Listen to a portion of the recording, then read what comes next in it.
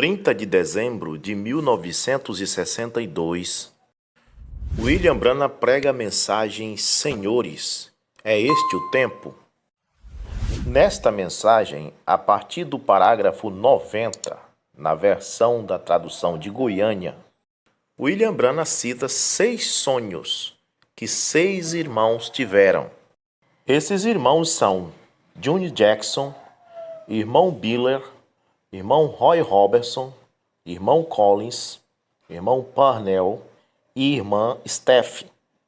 Todos os sonhos diziam que o irmão Branham tinha que ir para o oeste dos Estados Unidos. Destes sonhos, quero citar apenas o primeiro, do irmão Junior Jackson, e o último, da irmã Steph.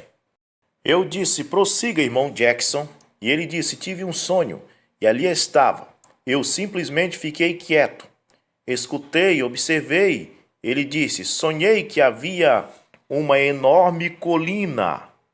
E no terreno havia algo como que um capim azulado. E ele disse, no topo da colina, onde a água havia causado erosão no solo, ali havia uma pedra angular em cima da colina. O cume da montanha era pedra, não grama. Quando a água causou a erosão, se formou alguma classe de registro sobre as rochas. E você estava de pé ali interpretando aquela leitura naquelas pedras. Ele disse todos nós, e aqui está a maneira em que ele o colocou.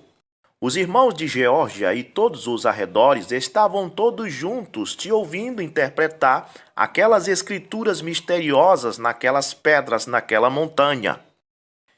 E ele disse, então você recolheu algo do ar, algo como uma ferramenta ou alavanca, não foi assim, irmão? Algo como isso, uma ferramenta bem aguda, e disse, como você fez isso, eu não sei. E disse, você golpeou o cume da montanha e a desgastou ao redor e separou a parte de cima dela. Era em forma de pirâmide e você cortou o cume dela. Agora isso foi meses antes da mensagem que eu preguei sobre a pirâmide. E ele disse, debaixo daquilo havia uma pedra branca, granito. E você disse, o sol ou a luz nunca havia brilhado sobre aquilo antes. Olhe isso, observe isto. E ele disse, olhem sobre isso, a luz nunca veio sobre ela antes. E quando todos eles se levantaram, lhes disse que observassem isso, e todos se aproximaram para olhar. Mas ele disse que enquanto eles estavam olhando, ele olhou de lado, creio que foi assim, e me observou. Eu escapei por um lado e comecei a ir em direção ao oeste, ao pôr do sol, subindo o monte, descendo o monte, subindo um monte, descendo um monte, e fui ficando pequeno e cada vez menor, e me perdi de vista. Ele disse que quando eu fiz isso, ele disse, então os irmãos, depois de um momento, deram a volta e disseram, ele desapareceu? Onde foi? E ele disse, alguns tomaram esse caminho, alguns tomaram aquele caminho, e outros tomaram outro caminho, porém uns poucos permaneceram e olharam naquilo que lhes havia dito. Você tem que ser muito cego para não entender a interpretação deste sonho. Neste sonho, Deus estava dizendo que o irmão Branham ia para o oeste dos Estados Unidos, que é o Arizona. Ali ele ia abrir os 7 trovões, a pirâmide aonde tinha pedra branca, pedra fala de revelação, aonde a luz nunca tinha batido nisso antes. Ou seja, uma revelação que nenhum teólogo tinha tocado. Nada, absolutamente nada. Era algo que estava protegido pela rocha. A revelação dos 7 trovões é algo nunca explicado por ninguém, mas é aberto nos últimos dias, é uma pedra branca. Quem vencer, lhe darei uma pedra branca. Quando o sonho diz que o Mombrana foi em direção ao oeste, subindo um monte e descendo outro monte, é porque a região do oeste dos Estados Unidos, o Arizona, é um lugar montanhoso. E o Mombrana se afastar até se perder de vista significava a morte do irmão Brana. Ele estava nos deixando. Foi exatamente no oeste, logo 3 anos depois da revelação dos selos, que o acidente aconteceu, no Texas. Neste sonho, Deus está dizendo que ele abriria a copa da pirâmide, mostraria uma revelação que nenhum teólogo pôde colocar sua mão suja e depois ele ia embora. Mas nesse sonho, ele advertiu os irmãos que ficassem olhando naquilo que ele tinha dito, ficassem olhando só na revelação, só na mensagem. Mas o irmão Jackson disse que depois que o Mombrana foi embora, uns seguiram este caminho, outros seguiram aquele caminho. Uns foram para a ressurreição isolada, outros foram para um oitavo, e poucos ficaram olhando naquilo que ele havia dito. O ministério da noiva, depois da partida do irmão Brana, é ficar olhando no que o profeta disse.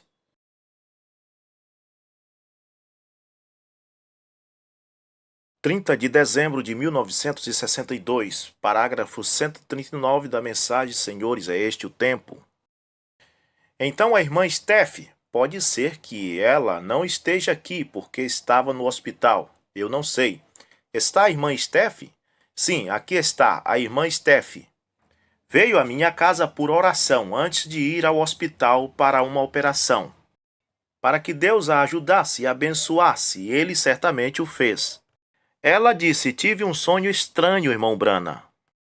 Eu disse, sim. Ela disse, sonhei que estava no oeste. E eu? Esse é o 6º. E ela disse, sonhei que estava no oeste.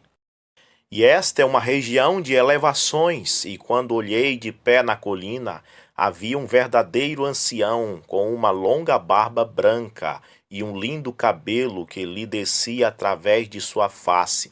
E estava coberto com um casaco branco ou algo, uma vestidura, e o vento a levantava. Irmã Steph, creio que está correto. E ela disse, me mantive aproximando, ele estava de pé no cume da montanha, olhando para o leste. E ela disse, eu gostaria de saber quem é este ancião. E ela se aproximou mais e mais perto, e quando estava mais perto, reconheceu quem era. Era o imortal profeta Elias de pé ali observando o leste. Ela disse, quero vê-lo. Ela tinha uma necessidade, e correu colina acima, e ali caiu para falar com ele no nome de Elias, e disse que quando ela falou, ouviu uma voz dizer, o que você deseja, irmã Steph? E era eu. Não há dúvida que estes 6 sonhos, dizendo ao irmão Brana que ele devia ir para o oeste, estava verdadeiramente predizendo o acontecimento de 28 de fevereiro.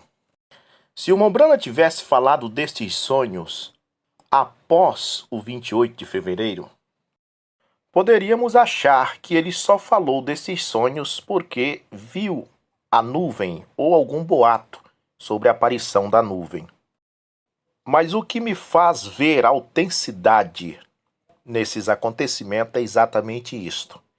6 sonhos antes do dia 30 de dezembro dizendo, vá para o oeste. E os 2 mais interessantes, o primeiro, do irmão Júnior Jackson, e o último, da irmã Steph. A distância entre Jeffersonville e Tucson, que está no oeste dos Estados Unidos, é 1.700 milhas, que em nossa medida brasileira são mais de 2.735 quilômetros. Não é uma viagem que você pode fazer toda semana, nem todo mês, nem todo ano. Principalmente em se tratando do irmão Brana, que não tinha um poder aquisitivo bem elevado. Outra coisa interessante é que os sonhos, as visões sempre diziam vá para o oeste. Não dizia vá para Tucson. Tucson é apenas uma das cidades que fazem parte do estado do Arizona, o qual está no oeste dos Estados Unidos. Deus não prometeu se encontrar com William Branham em Tucson. Ele prometeu se encontrar com ele no oeste dos Estados Unidos. Então William Branham e sua família viajam para o oeste e no dia 4 de janeiro de 1963 ele chega em Tucson, uma das cidades do Arizona, no oeste dos Estados Unidos. Já estava avisado através do sonho do irmão Junior Jackson e da irmã Steph que ele se encontraria com Elias, de cabelos e barbas brancas, no oeste dos Estados Unidos. No dia 10 de janeiro, ele sobe ao Cânion Sabino e ali tem a visão de uma espada que cai em sua mão, o qual foi dito que era a espada do rei. No dia 28 de fevereiro de 1963, a nuvem é fotografada pela revista, mas não é publicada. 59 dias após ele ter contado o sonho da irmã Steph, do irmão Junior Jackson e todos os outros. Então, 59 dias antes que esta nuvem fosse fotografada, a irmã Steph e o irmão Junior Jackson tiveram sonhos sobre isto. E todos os outros sonhos diziam que ele tinha que ir para o oeste. Agora, a Força Aérea de Vandenberg, que está a 820 quilômetros de Flagstaff, faz teste com foguetes todos os dias. E já faziam testes antes do dia 28 de fevereiro. Mas nem antes e nem depois, os resultados das explosões causaram nuvens como esta. Como já foi explicado, viajar 820 quilômetros sem desfazer o anel e sua posição na estratosfera da Terra são coisas impossíveis de acontecer. Vamos pensar como os opositores. Se isso não é o sobrenatural, então é muita coincidência. Para que todos esses acontecimentos dessem certo da forma que deu, era preciso que William Branham tivesse entrado em contato, ainda quando estava em Jeffersonville, Indiana, com oficiais de Vandenberg, Força Aérea Americana, e ter dito: olha, em fevereiro eu estarei na região do oeste dos Estados Unidos, mais precisamente na região do Arizona. E eu queria que vocês lançassem um foguete na Califórnia a 44 quilômetros de altura. E que este foguete formasse uma nuvem, mas tem que ser na forma de anel, para ficar parecido com o sonho de uma irmã que teve aqui em Jeffersonville, a irmã Steph. Ela viu um cidadão de cabelo branco e barba branca. Então quero que vocês lancem um foguete para que a explosão forme uma nuvem neste formato. E sendo que vocês só podem soltar esse foguete na Califórnia, em Vandenberg, então quero que essa nuvem viaje 820 quilômetros até o estado do Arizona, sem desfazer o anel. É possível vocês fazerem isto por mim? Não, o irmão Branham não combinou nada com os oficiais da Força Aérea de Vandenberg. A verdade é que os sonhos disseram: vá para o oeste, vá para o oeste. William Branham foi para o oeste. A nuvem veio para o oeste. A nuvem não veio para o estado de Nevada. A nuvem não veio para o estado do Colorado. A nuvem não veio para o estado do Texas. A nuvem veio para o estado do Arizona, aonde William Branham estava. Repito, a nuvem veio para o estado que William Branham estava. A promessa dos sonhos era que a unção estava no oeste.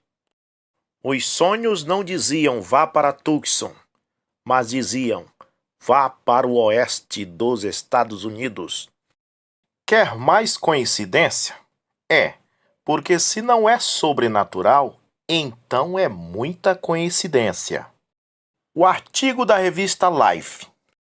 É bom você saber que em 1964 foi lançado o livro Enciclopédia Britânica. Neste livro, a nuvem foi postada mais uma vez na parte em que fala de meteorologia e explica que a nuvem continuava sendo um mistério. Agora observe que a manchete sobre a nuvem da revista Life diz 3 pontinhos e uma alta nuvem, anel de mistério. A manchete diz muita coisa em poucas palavras. Primeiro, a palavra alta, porque não é normal a posição que ela estava, alta demais para ser uma nuvem. Depois, a palavra anel, além de alta, na forma de anel. Então, diz que é uma nuvem de mistério. Mas antes da frase começar, temos 3 pontinhos. Esses 3 pontinhos mostram que esta manchete é a continuação de outra manchete que foi postada na página de trás. E a página de trás falava de outro mistério que aconteceu juntamente com este. E a manchete que dava continuação à da nuvem era esta: Rainbow of Moonbeams, arco-íris do brilho da lua. A manchete falava de um raro arco-íris que se formou à noite. Geralmente, os arco-íris são formados de dia por causa dos raios do sol. Mas este arco-íris era formado pelo brilho da lua e à noite. Este foi um acontecimento raro e misterioso que também aconteceu no mesmo tempo da nuvem. Por isso que a manchete tem 3 pontinhos antes de começar, porque a manchete dizia: arco-íris raro e estranho aparece à noite e uma alta nuvem misteriosa em forma de anel. O pastor Shed Lamb, que adquiriu a revista original, mostra algo interessante sobre o arco-íris por detrás da página. Ele diz que o raro arco-íris, formado pelo brilho da lua à noite, não pelo sol, suas 7 cores representam as 7 eras da igreja. Ele é formado pelo brilho da lua, mas você precisa entender que a lua não tem luz própria. Na verdade, a lua reflete o brilho do sol. O raro arco-íris formado pelo brilho da lua, na verdade, representa a noiva de Jesus Cristo através das eras. Suas 7 cores são as 7 eras. A igreja brilha na ausência do sol, mas na verdade o brilho dela é um reflexo do sol, o qual neste caso é o sol da justiça, que é Cristo, falando em termos espirituais. E se você colocar uma luz acesa de trás da página, é isso que acontece: o arco-íris fica por cima da nuvem. Será mais uma coincidência? Pois Apocalipse 10 disse: viu um anjo forte que descia do céu e por cima da sua cabeça estava o arco celeste. Até quando, povo de Deus, vamos ouvir a voz do ímpio que diz que tudo o que acontece é coincidência? Mas quando é que vamos despertar para a verdade e saber que algo sobrenatural estava acontecendo no oeste dos Estados Unidos naqueles dias? Vá para o oeste, vá para o oeste. Era o que todos os sonhos diziam em dezembro de 1962.